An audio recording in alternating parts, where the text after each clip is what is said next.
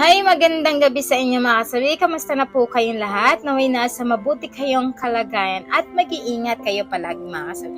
At syempre, isa na naman sa ating babasahin ng ating sender ngayong gabi. Idol, pwede bang humingi ng payo sa inyo, Idol? Kasi naguguluhan na ako sa sarili ko, Idol. Huwag niyo na pong banggitin ang pangalan ko, Idol. Isa po akong engineer. Ayan. Na-inlove ako sa isang bar girls na may ka-live-in na tumboy. Di ko lang alam kung totoo ba na na-inlove din sa akin ang babae, Idol.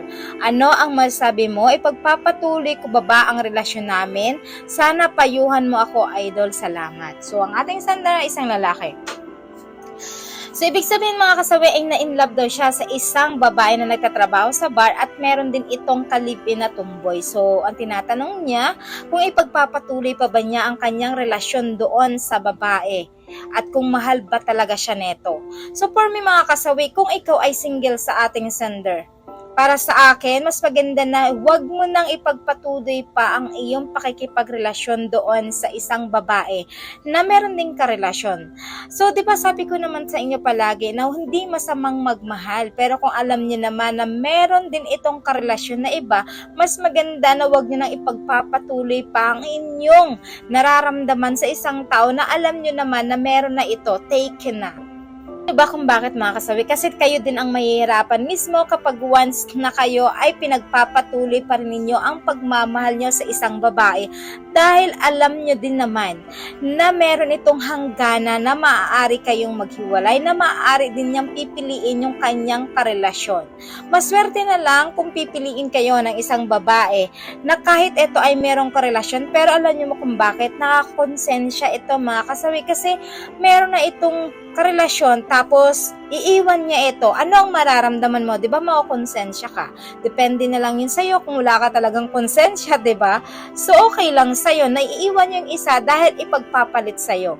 Para sa akin, sa ating sender, engineer ka naman. Magmahal ka na lang ng karapat-dapat na babae. Marami naman mga single diyan na kahit single mom kung wala rin namang asawa tapos maayos naman, why not pwede yung mahalin? Pwede namang dalaga kung tanggap ka kahit kang edad, pero kung tanggap ka naman ito, ay okay lang. Pwede din yon. Ang mahalaga is ito ay single, walang sabit.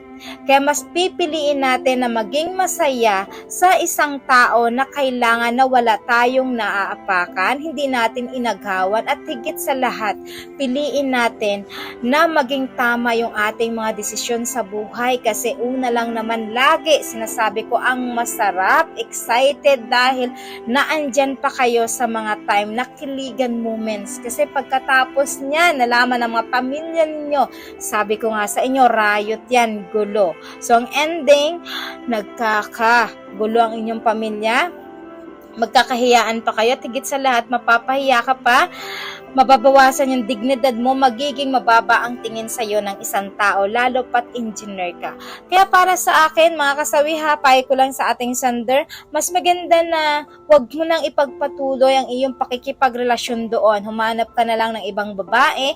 Kung wala man ngayon, may darating na tamang babae na para sa iyo. Huwag kang magmadali, kasi lahat naman tayo deserve nating maging masaya. Sarap kayong ma-inlove, di ba? Masarap kasi lalo kapag may nagpapaligaya sa'yo, may nagtitext sa'yo, may nagpapaalala sa'yo, at may nagpapahalaga sa'yo. Naku, napakasarap kaya yun. Sa bawat araw na gumigising tayo, na merong nakikialam sa atin, na merong nagpapasaway sa atin, at higit sa lahat, yun na andyan na nagpapasaya at nagpapakilig ng bawat araw natin, mga kasawi. Masarap pagmahal, kaya wag mong iwaglit yun. Pero syempre, sa tamang panahon, may darating sa'yo na tamang babae na ibibigay sa'yo ni Lord na talagang sakto para sa'yo.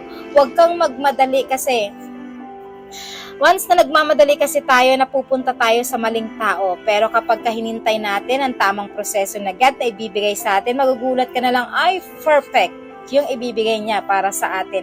Dahil itong babae na ito na ibibigay sa iyo ay talagang eto na yung makakasama mo pang habang buhay. Manalig ka lang, mga kasawi. Sabi ko lang sa inyo palagi, ibibigay sa atin na talagang mamahalin tayo ng buong buo at tanggap tayo kahit sino man tayo. Lagi niyang tatandaan yan. Yan lamang po, mga kasawi, sa ating sender, naway nabigyan kita ng dinaw, pero para sa iyo pa din yan kung ano ang magiging desisyon mo, kasi para sa akin, advice ko lang eto sa'yo, nasa sayo na yung kung susundin mo. So, ikaw rin ang makakapag-decide para sa sarili mo. Maraming salamat sa patuloy na pagsuporta niyo sa akin sa walang sawang pag-share at pag-comment. Sa mga hindi pa po nakapag-subscribe, mga kasawi, yung mag-subscribe, pwede na rin kayo mag-follow para updated kayo sa topic ko araw-araw. Magandang gabi, mga kasawi. Mahal kayo ng inyong advisor. Bye!